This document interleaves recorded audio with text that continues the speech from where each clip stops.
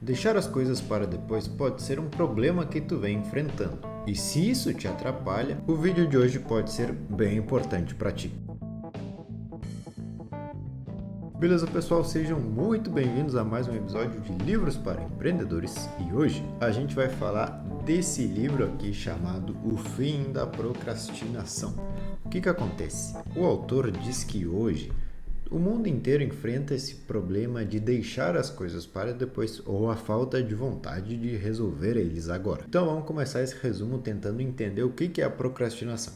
Ele diz que não é preguiça. Preguiça é aquela pessoa que não faz nada de propósito e se sente bem sem fazer nada. Esse é o preguiçoso. Ele também diz que a procrastinação não é relaxamento, porque tu não está relaxado, tu não estás descansando. Procrastinação é quando tu sabe o que deve ser feito, sabe que é importante, sabe como fazer, porém realmente não consegue chegar a agir. E o que eu achei interessante aqui nesse livro, pessoal, que ele nos traz algo muito importante e que se tu parar para analisar e que se tu parar para pensar, faz muito sentido. Ele diz que hoje um grande problema do mundo inteiro é isso que ele chama de paralisia decisória. Às vezes tu pode pensar que a procrastinação está ligada com algo concreto, ou seja, eu disse que iria arrumar meu quarto e não arrumei.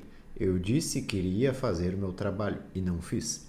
Porém, ele diz que existe algo muito pior do que as tarefas concretas. E o que é isso? Bom, isso se chama a paralisia decisória. Hoje, como a gente vive na era da informação, a gente tem acesso a muitas coisas, a muito conteúdo. E isso, às vezes, acaba nos fazendo desconfiar do que realmente está certo, do que realmente está errado, nos faz pensar muito sobre qual é a melhor opção. E quando ele diz paralisia decisória, ele diz que por medo de decidir errado, a gente escolhe não decidir. Isso é a paralisia decisória. Isso também é um jeito de procrastinar, porque uma decisão que tu deveria tomar agora, que tu sabe que é importante, tu não está tomando ela. Vamos colocar num exemplo. Digamos que eu te diga, vamos viajar.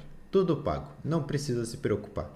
Tu tem que escolher qual dessas cidades tu mais gosta. Nova York, Miami, Milão, Londres, Roma, Paris, Sydney, Los Angeles. Te dou muitas cidades. Nesse momento, eu não estou te dando algo legal, bem pelo contrário. Tu começa a pensar, quanta cidade, quantas opções, se torna uma decisão difícil para ti. Agora imagina se eu te digo, para onde tu prefere ir? Para Los Angeles ou para Paris? Se torna uma decisão muito mais fácil. E outra, que como elas mais ou menos são contrastes, tu não tem medo de decidir errado. Agora, na primeira opção que eu te dei muitas cidades, tu vai demorar para tomar aquela decisão, tu tem medo de escolher a cidade errada. E essa falta de decisão te preocupa. E quanto mais tempo tu passa dentro daquela decisão, mais tempo tu analisa todas as opções, mais tu fica preocupado e procrastina aquela decisão. Então, quando a gente vê que as pessoas estão meio que preocupadas no modo geral com a vida, é porque antigamente tuas decisões eram baseadas com a tua realidade e pronto. Se eu nasci no campo, eu sei que o meu trabalho vai ser aquele ali. Dificilmente alguém se arrisca a ir para a cidade. E se ele vai para a cidade, ele está naquela realidade e toma decisões com base naquilo. Porém hoje, com a era da informação, como a gente tem acesso a tudo e a todos, esse cara que está no campo, que seria uma vida simples, que ele já saberia o que deveria ser feito, ele começa a olhar para milhões de caminhos que ele pode escolher. E essa decisão, essa liberdade de decidir, começa a preocupar ele. E não decidir deixa ele frustrado. Então, paralisia decisória também é um grande problema da procrastinação.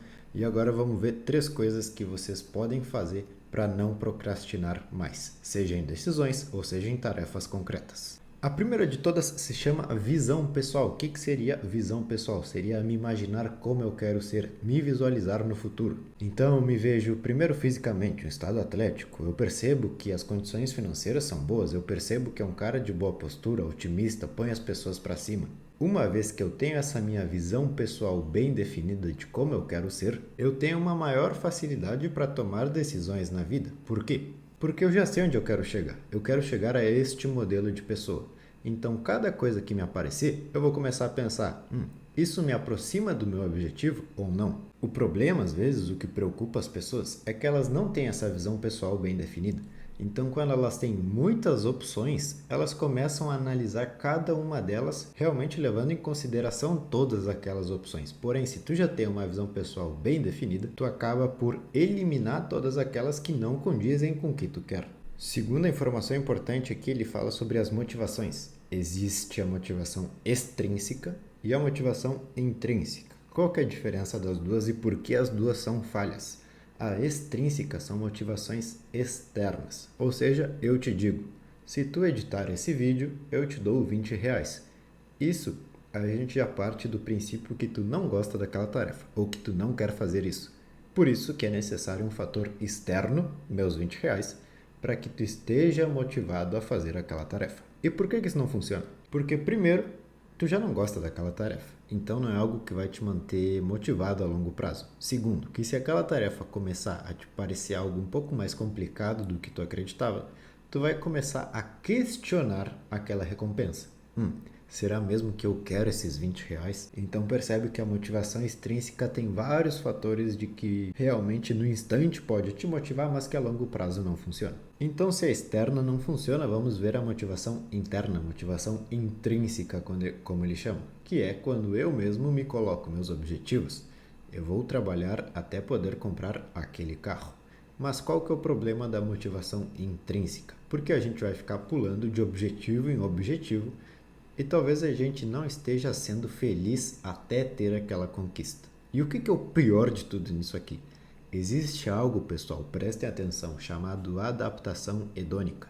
Isso quer dizer que eu sempre volto ao meu estado normal, ao meu humor comum, depois de um acontecimento. Seja eu ter realizado meu maior sonho, ou seja eu ter passado pelo meu pior pesadelo, depois de um tempo a nossa felicidade tende a se tornar normal. Então, se eu quero muito aquele carro, eu trabalho por ele, compro ele, estou feliz, tenho um pico de alegria, eu me acostumo com aquele carro. E aí eu quero outro carro. E assim vai indo. Então, a motivação externa não funciona e a motivação interna também não funciona.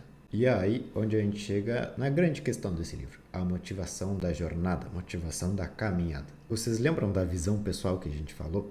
A visão pessoal, eu sei como eu quero ser, eu me vejo no futuro, eu sei quais características e que tipo de pessoa eu quero ser.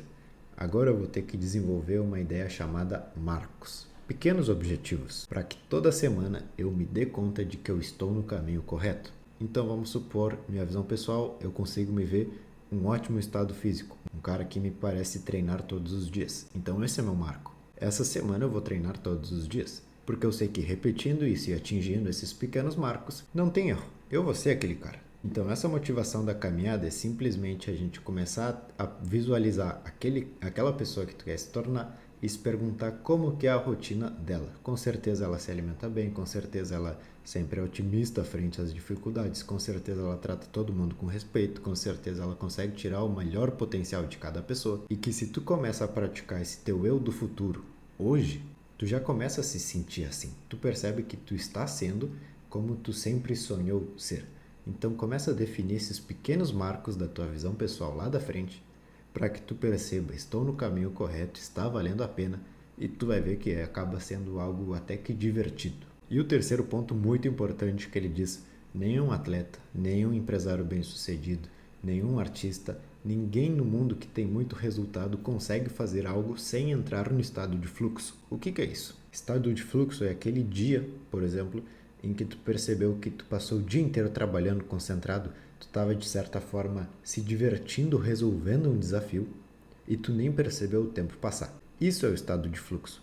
O que acontece, pessoal? Existe algo no nosso cérebro chamado dopamina, que é a sensação do prazer, a substância do prazer, melhor assim por se dizer.